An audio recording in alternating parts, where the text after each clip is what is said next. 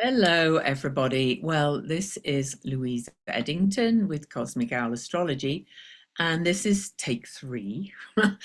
So, those of you that complained about the sound when I first published this September astrology video, there was a setting that was off, and it was something in Zoom that keeps reverting to something I don't use. And I apologize, I didn't notice, but can I just suggest that we all step into the Virgo Pisces eclipse energy, and Virgo being a kind sign. It can be kind or hypercritical.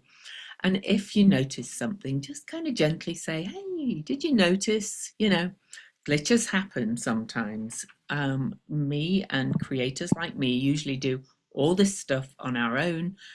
And when settings glitch or change, sometimes we don't always have time to go and check everything before we upload it and things like that. And we don't notice, or it sounded okay to me, but it didn't sound okay to some of you. So I'm re-recording, going back over this month, and each time will get better anyway.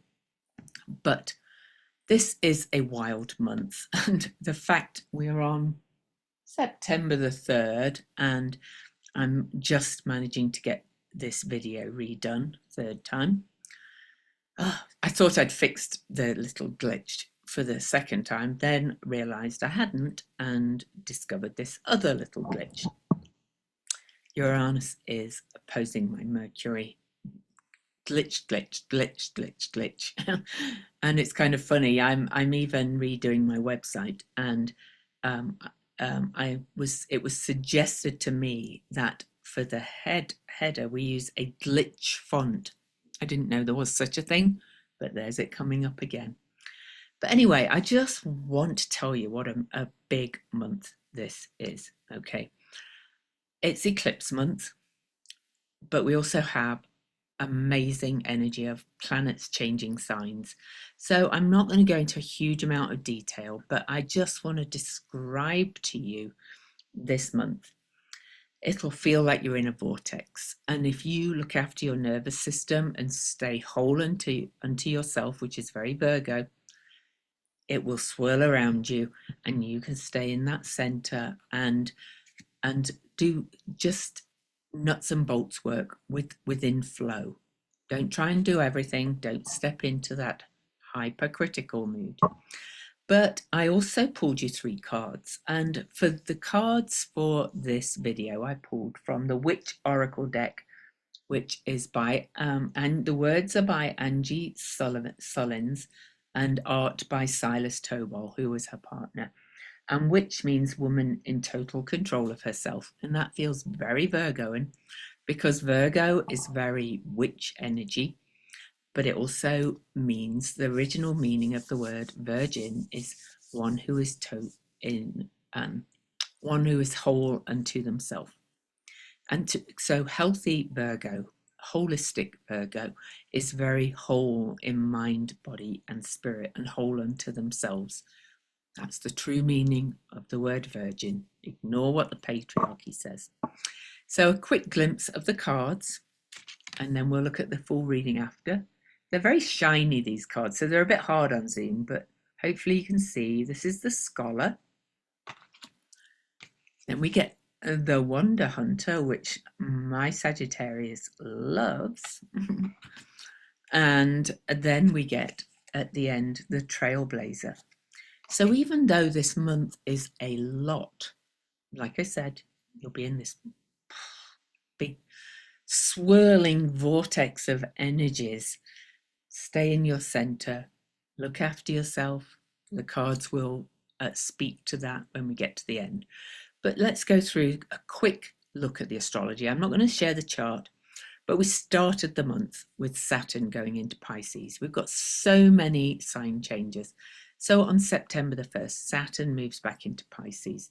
September the 2nd, Mercury moves into Virgo, and the whole time that Mercury is in Virgo, Mercury will be combust the sun right through the eclipses, because Mercury is only in the sign of Virgo for 16 days. Mercury is the guide for Virgo. That means Mercury will be combust the sun, being purified, our thoughts are being cleansed, our tendency to be extremely self-critical or critical of others, to do the extreme worry side of Virgo, the shadow energy of Virgo, especially because Mercury is combust in eclipses in its own sign. Those tendencies of analysis paralysis, perfectionism, hypercriticism, all those kind of things being purified and cleansed. Anyway, and Mercury also squared Uranus today on the 3rd as I record this, and that's higher mind, lower mind, radical shift of perspective. And that's important because Uranus then stations retrograde on the 6th.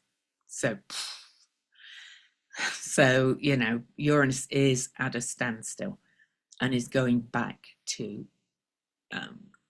cause major change. Other sign changes, and then I'll go through. I'm not doing this in a very linear fashion, and I'm not going to name all aspects because I write about them daily. I'll be doing other videos for some of these. I do a lunar eclipse video, I'll do a new moon eclipse video, a solar eclipse video.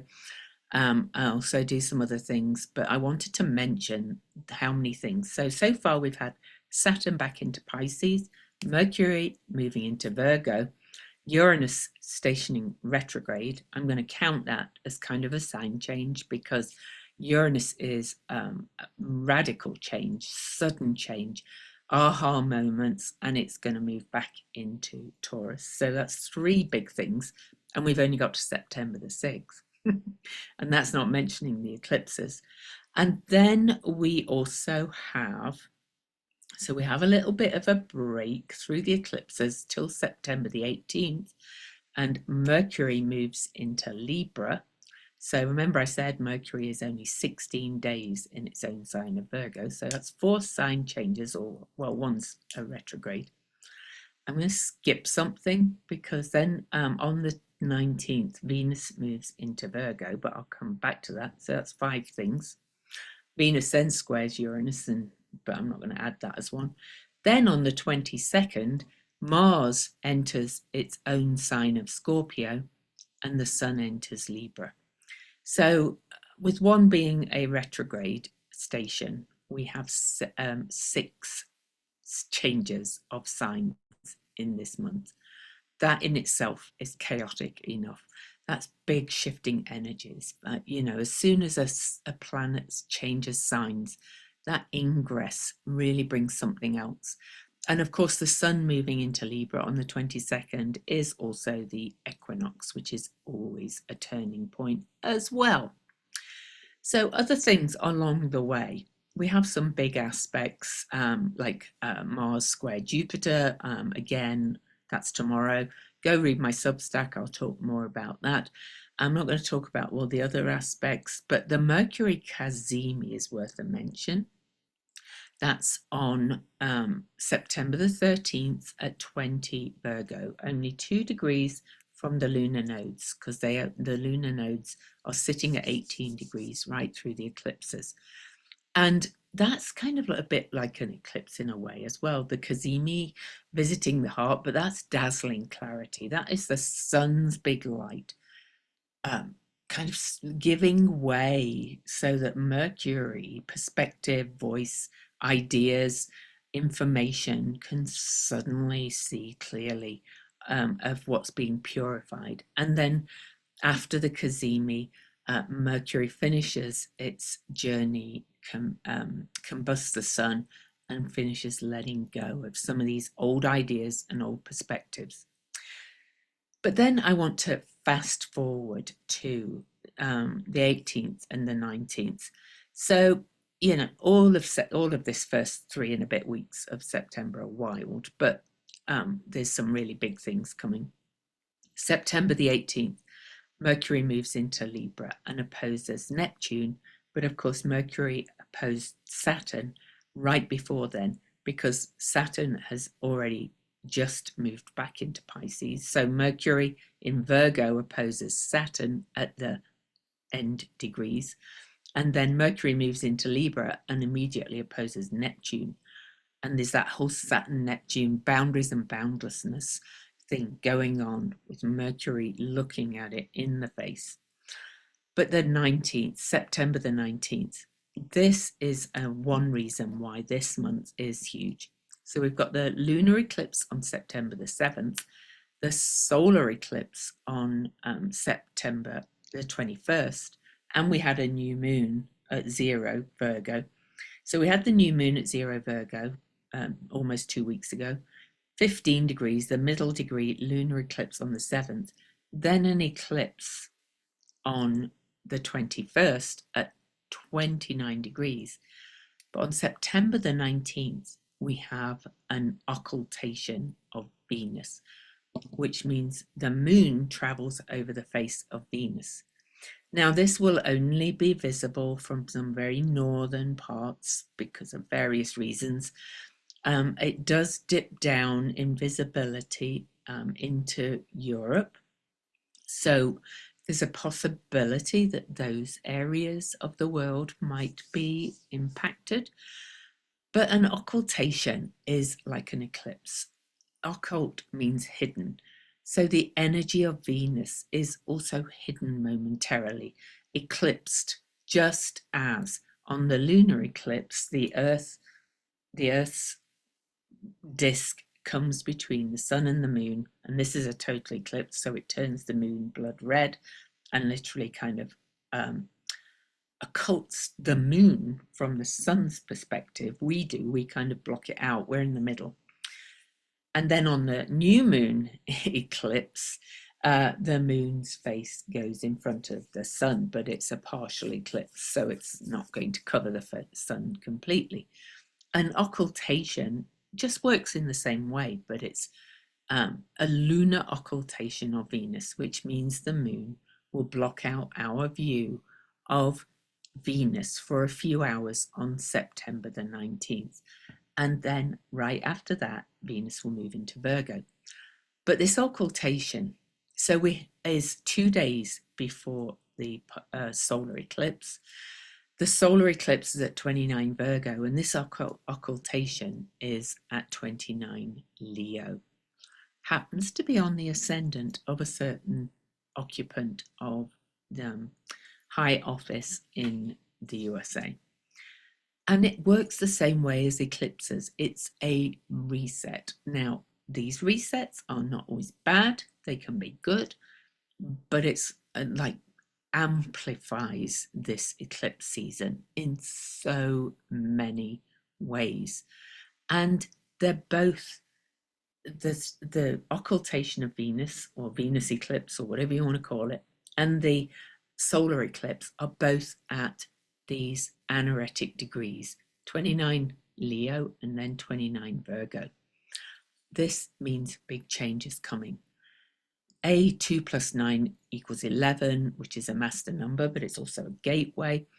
29th degree is a threshold degree, or it's a liminal degree. We feel this change is coming, and this change is going to unfold over months. But having an occultation and then 2 days later a solar eclipse, both at anaretic degrees, this suggests to me that we're really kind of in that change portal right now. You know, we've said many times there's all these other factors involved, like all the outer, slower moving planets changing signs. Well, this gets quite personal. The moon, the sun, and Venus are very personal energies. And we have Mercury combust the sun and then Cazimi. So that is the 4 most personal objects in the sky. The sun, the center of our solar system, Mercury is next planet out, and then Venus, then the Earth, and then our moon. These are kind of the core of our solar system. And since the solar system exists in us, quantum science proves this, this means the very core of ourself. Our hearts, our minds, our core, our emotions are literally being eclipsed and occulted and reset majorly in September. There's one other aspect I do want to talk about though before the end of the month, is that on September the 24th, Mars will square off to Pluto. And on September the 4th, tomorrow, Mars will square Jupiter. So we have Mars doing a lot of things. Now, I'm just going to, these are the only charts I'm going to show because I don't want you to get too caught up in this, but I just want to explain something and show you on the chart. So the Mars square Jupiter is tomorrow, Thursday, by the way. And so Mars is over here in Libra at 18 degrees, which is the degree the nodes are sitting at. It will square off to Jupiter in cardinal signs. And now this is an opening square. Mars is the faster moving planet. Mars and Jupiter were conjunct back in August of 2024 at 16 Gemini. So something that began then is at its first quarter phase. That's an opening quarter, action phase. It's time to take action. Things are going to hark back to there. Other things are going to hark back to the last eclipses in March and April. So look back to that.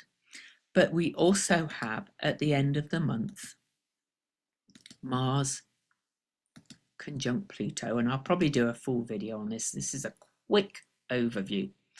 So Mars moves into Scorpio, and look at this. Will be conjunct Haumea, creatrix, egg, cosmic egg, birth, moon, the people, emotions, in the sign of the psychic surgeon, but also Mars' traditional sign, which is really kind of cutting into secrets. Do you think something might be revealed? But this is a closing square. This is kind of the crisis in consciousness phase, according to Dane Rudyard's work on the moon. A closing quarter or last quarter is the releasing, letting go, shedding. Now then, one other quick thing, because I know you're all going to be really interested in this if you're in the USA, is that we had Mars opposing Pluto in April, and we had Mars opposing Pluto on January the 3rd, but the first Mars opposing Pluto was right before the US election at an anaretic degree. I'm not going to go into details about that at this point, but let's say that was kind of the opposition was really kind of looking at the shadow deep in the face. Now the square shifts to something radically different of letting go. So it's a huge month. You'll see on the thumbnail that I share on this video. I've had this picture shared or saved for a long time. So an owl, of course, cosmic owl, that is obviously taken over, a long time. And owls can like move their head, turn their head around. But this looks just like a blur of spinning head on this owl's head. This is what this month might look like. And that's why it's really important to center yourself, look after your nervous system, all those things. So we're going to quickly go through these cards because I'm losing my voice. I'm a bit tired of having to redo, but I really wanted to kind of tell you that in many ways this is at least a triple eclipse month because of the occultation of Venus, which is huge. So the occultation of Venus, as I said, is at 29 Leo. So 17, the scholar, the first card. This is the scholar of the sacred text of experience. Virgo is like, analysis paralysis. I need more information. I need more this. This scholar is saying, while she has studied books and philosophies and has listened to the masters and wise ones, she's learned that no counsel is as wise as her own experience. Her main concern is embodying what she knows and putting it into practice. Because of this, she chooses her friends wisely and is cautious about what she puts into her mind. Her true authority comes from the wisdom of living, learning, growing, and always evolving towards her highest self. What is right for another may not be right for you. This is a time to test any advice or direction against your own experience. What does your gut say? When considering your options, what happens to your body?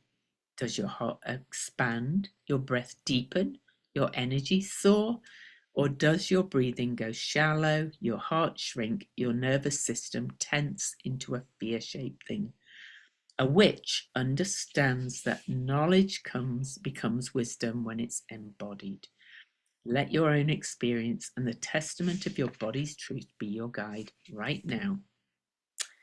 Okay, so we now move on to card 42, which I have to say makes me chuckle, because if you know Hitchhiker's Guide to the Galaxy, 42 is the answer to life, the universe, and everything. And this is the Wonder Hunter. She's got butterflies coming out from her hair. Okay, so let's read what that is about. Wonder is the state of our original self. Babies gaze at the world with wide eyes, taking in every marvel.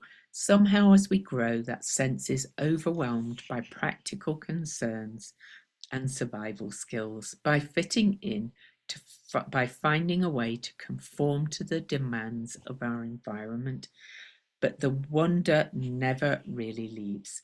It may go underground, but you can feel it when gazing at the moon, the stars, the micro-universe of a single flower in all its detail. Wonder is nourishing to the soul and keeps our child heart alive and thriving. To live in wonder is to allow ourselves to experience our own belonging to ourselves, to the world, and to the great mystery of things. So take a walk in nature. Observe the many tiny miracles around you. Put practical concerns, Virgo, to one side and allow yourself to marvel. Search the clouds for friendly shapes, or sit by a river and listen to its babbling stories. A witch knows she cannot live by logic or emotion alone. She is aware that the wide world is a never-ending story full of surprises and splendors.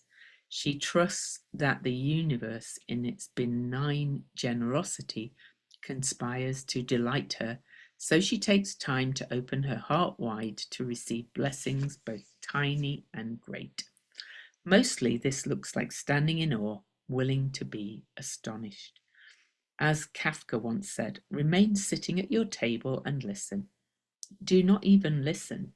Simply wait. Be quiet, be still and solitary.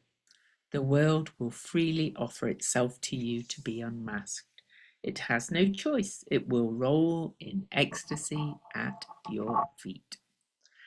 And then the last card for this month, which, if you kind of get into this state that I'm saying in the middle of this tornado-y vortex thing, this is what can emerge.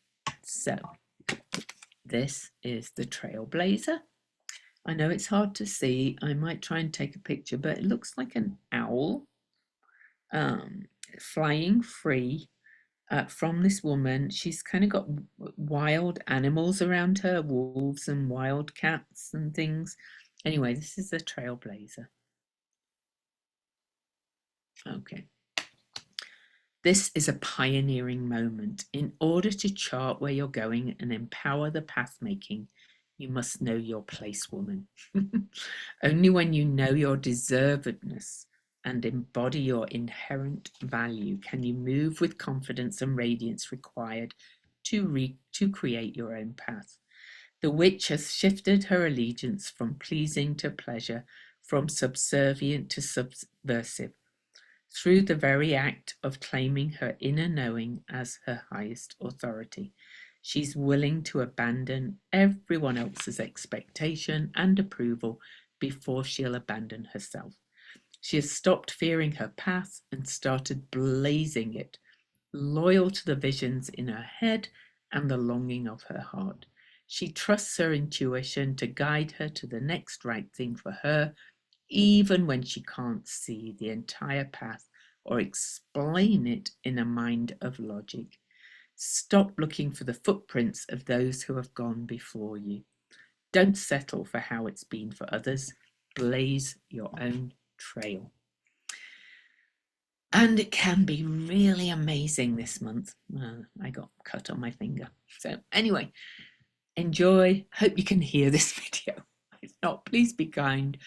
Everything's full of glitches at the moment. I was even told to use that glitch font for my website. You cannot make this stuff up. See you later.